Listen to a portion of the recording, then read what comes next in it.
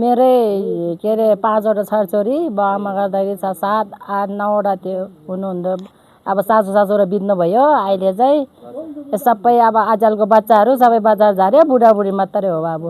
अहिले बच्चाहरू अब सबै बाहिर त्यस्तै हो, बुढाबुढी मात्रै हो घर कुर्ने बस्ने त्यस्तै के गरौँ है।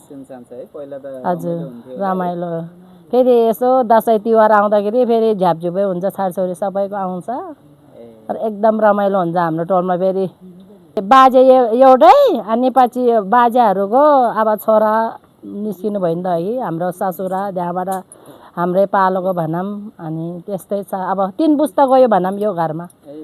3 पुस्ता काट्यो अब। हजुर कार्ला अब छोराछोरीको पालोमा के हुन्छ अब यो घरलाई स्याहार सुसार गर्छ गर्दैन उनीहरूले है। अब के हुन्छ भोलिको दिन। सहरको कोलाहलभन्दा धेरै टाढा माछापुच्छ्रेको काखमा लुकेको एउटा सुन्दर गाउँ हो खैमाराङ गाउँ। प्रकृतिले यो ठाउँलाई सजाएकै छ, तर यहाँ आइपुग्दा मेरो आँखा एउटा अनौठो र लोभलाग्दो घरमा अडियो। आधुनिक कङ्क्रिटका घरहरूका बिचमा झन्डै 50 मिटरभन्दा लामो यो पुरानो शैलीको घर लाग्यो यो केवल एउटा घर मात्र होइन, सिङ्गो इतिहास बोकेको एउटा जीवन्त सङ्ग्रहालय हो। यो घर चाहिँ कति सालमा बन्यो? 14 सालमा। 14 साल? हजुर 14 साल? हजुर।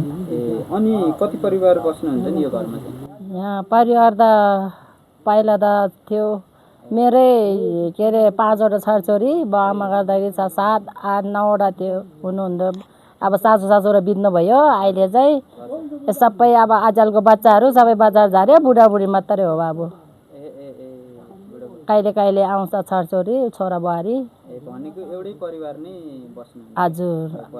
हजुर मेरो घर त्यति, उता दिदीको जेठानीको अहिले बच्चाहरू अब सबै बाहिर त्यस्तै हो, बुढाबुढी मात्रै हो घर कुर्ने बस्ने त्यस्तै के गरौँ है।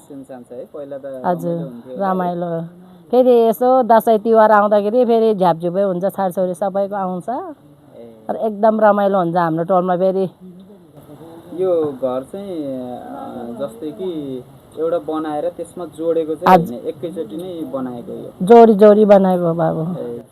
उताको घर 1 सालमै जोड्यो, यताको घर 1 सालमा यस्तै त्यस्तै त्यो जोडी बनाएको। एउटै घरमै बसे जस्तो भयो। हजुर त्यस्तै छ। हामी एकदम रमाइलो गरेर आफ्नो सन्तान मात्रै हो क्या, आफ्नो जुजु बाजे एउटै अनि पछि बाजेहरूको अब छोरा निस्किनु भयो नि त है, हाम्रो ससुरा त्यहाँबाट हाम्रै पालोको भनौँ। अनि त्यस्तै छ अब 3 पुस्ता गयो भनौँ यो घरमा। 3 पुस्ता काट्यो अब। हजुर अझै 4थो पुस्ता पनि कार्ला हजुर यसलाई केही सोझो केही गरे छैन है। त्यस्तै छ बाबु, अब के गरौँ त। हजुर हामीसित 3 पुस्ता ठ्याक्कै 3 पुस्ता भयो अब हाम्रो पालामा।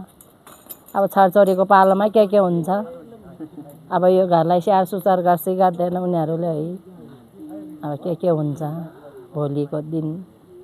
बुहारीले के हुन्छ अब के गर्छ, अब बस्न सक्छ सक्दैन है। हजुर उहाँको कुराकानीका क्रममा थाहा भयो यो घरमा उहाँहरूको परिवार विगत 3 पुस्तादेखि निरन्तर बस्दै आएको रहेछ। 3-3वटा पुस्ताको सुख दुःख हाँसो र आँसुको साक्षी हो यो घर। पुर्खाहरूको यो नासो र आमाको यो आत्मीय मुस्कान सधैँ यसरी नै जोगिरहोस्।